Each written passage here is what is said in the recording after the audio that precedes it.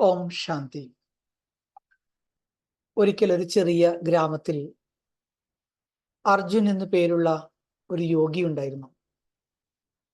അദ്ദേഹം ഇങ്ങനെ വിശ്വസിച്ചിരുന്നു, നമ്മൾ ചെയ്യുന്ന കർമ്മത്തിൽ എപ്പോഴാണോ യോഗത്തിന്റെ ബാലൻസ് അഥവാ ആക്ഷനിൽ സ്പിരിച്വൽ പ്രാക്ടീസ് കൂടി കൊണ്ടുവരുമ്പോൾ മാത്രമാണ് ശരിക്കുള്ള ശക്തി ഉണ്ടാകുന്നത്. യഥാർത്ഥ ശക്തി എന്നാൽ അത് കർമ്മത്തിന്റെയും യോഗത്തിന്റെയും ബാലൻസ് ആണെന്ന് അദ്ദേഹം വിശ്വസിച്ചിരുന്നു. അതുകൊണ്ട് തന്നെ ആ യോഗി തന്റെ ശിഷ്യന്മാരെയും അങ്ങനെയുള്ള കാര്യങ്ങളാണ് പഠിപ്പിച്ചു കൊണ്ടിരുന്നത്. ഏതൊരു കാര്യം ചെയ്യുമ്പോഴും നല്ല നല്ല രീതികളിൽ അത് മുൻപോട്ട് കൊണ്ടുപോകാൻ അദ്ദേഹം അവരെ പ്രേരിപ്പിച്ചു.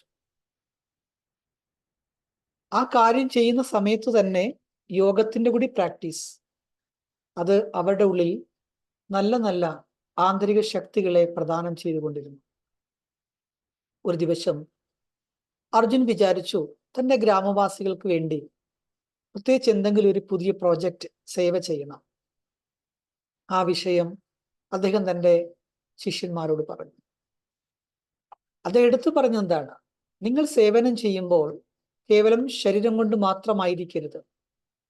അതേസമയം നിങ്ങളുടെ മനസ്സിനെ നല്ലൊരു ഉയർന്ന മാനസിക തലത്തിൽ നിലനിർത്തിക്കൊണ്ട് യോഗത്തിന്റെ അഭ്യാസത്തിലൂടെ തന്നെ വേണം നിങ്ങൾ ഭൗതികമായ സേവനവും ചെയ്യേണ്ടത്. അങ്ങനെ ചെയ്താൽ നിങ്ങളുടെ ഓരോ കർമ്മവും വളരെ ശക്തിശാലിയാകും, കൂടുതൽ കൂടുതൽ നിങ്ങളുടെ ഇന്നർ സ്ട്രെങ്ത് വർദ്ധിക്കുമെന്നും പറഞ്ഞു. അദ്ദേഹത്തിന്റെ ആ നിർദ്ദേശം കേട്ട എല്ലാ വിദ്യാർത്ഥികളും, അതായത് ശിഷ്യന്മാർ, ഇതനുസരിച്ചു.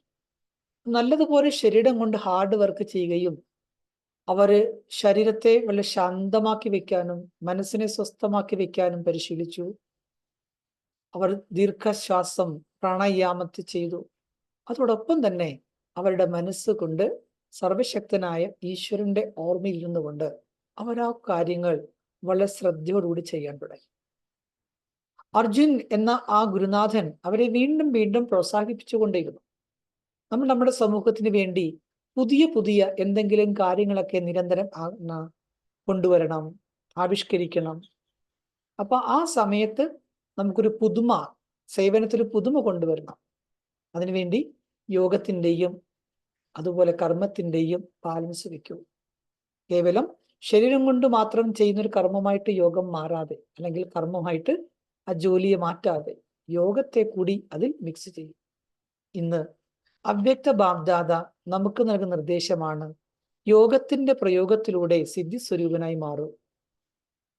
യോഗത്തിന്റെ ശക്തിയെ സമ്പാദിക്കാൻ കർമ്മത്തിന്റെയും യോഗത്തിന്റെയും ബാലൻസ് കഴിയാവുന്നിടത്തോളം വർദ്ധിപ്പിച്ചുകൊണ്ടിരിക്കൂ. കർമ്മം ചെയ്യുന്ന സമയത്ത് തന്നെ യോഗത്തിന്റെ പവർഫുൾ സ്റ്റേജ് മെയിൻറ്റെയിൻ ചെയ്യൂ. അതിന്റെ അഭ്യാസം ഉണ്ടായിരിക്കണം. സേവനത്തിന് വേണ്ടി നമ്മൾ പുതിയ പുതിയ പദ്ധതികൾ ആവിഷ്കരിക്കുമ്പോൾ അതിലൂടെ നമുക്ക് വിശേഷപ്പെട്ട അനുഭവങ്ങളുടെ അഭ്യാസവും വേണം. അതായത് സേവ എന്നാൽ വ്യത്യസ്തമായ എക്സ്പീരിയൻസുകൾ നമുക്ക് നൽകുന്നതായിരിക്കണം. അതിനുവേണ്ടി സമയം കണ്ടെത്തൂ, സേവനത്തിൽ പുതുമ കൊണ്ടുവരൂ. അങ്ങനെ എല്ലാവരുടെയും മുമ്പിൽ നമ്മളൊരു എക്സാമ്പിളായിട്ട് മാറും. അപ്പൊ അവ്യക്ത ബാബ്ദാദയുടെ ഈ പോയിന്റ്സിൽ നിന്നും നമുക്ക് ലഭിക്കുന്ന മോട്ടിവേഷൻ എന്താണ്? എൻഹാൻസ് ദ ബാലൻസ് ബിറ്റ്വീൻ കർമ്മ ആൻഡ് യോഗ. കർമ്മത്തിന്റെയും യോഗത്തിന്റെയും ബാലൻസ് വയ്ക്കും. അതിലൂടെ accumulate the power of yoga. നമ്മുടെ ഉള്ളിൽ യോഗത്തിന്റെ ശക്തി നിറയ്ക്കും. രണ്ടാമതായി, maintain A powerful stage of yoga while performing action. ഏതൊരു കാര്യം ചെയ്യുമ്പോഴും ആ സമയത്തെല്ലാം യോഗത്തിന്റെ അവസ്ഥ മെയിൻറ്റെയിൻ ചെയ്യൂ. മൂന്നാമതായി, increase the practice of these special spiritual experiences. നമ്മൾ ഈ വിശേഷപ്പെട്ട അനുഭവങ്ങളുടെ അഭ്യാസം ചെയ്ത് ചെയ്ത് നമ്മൾ എക്സ്പീരിയൻസ് ഓറിയന്റഡ് ആയിട്ട് മാറണം.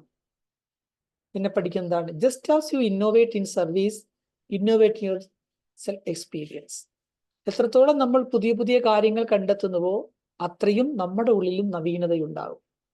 അതോടൊപ്പം become an example for others.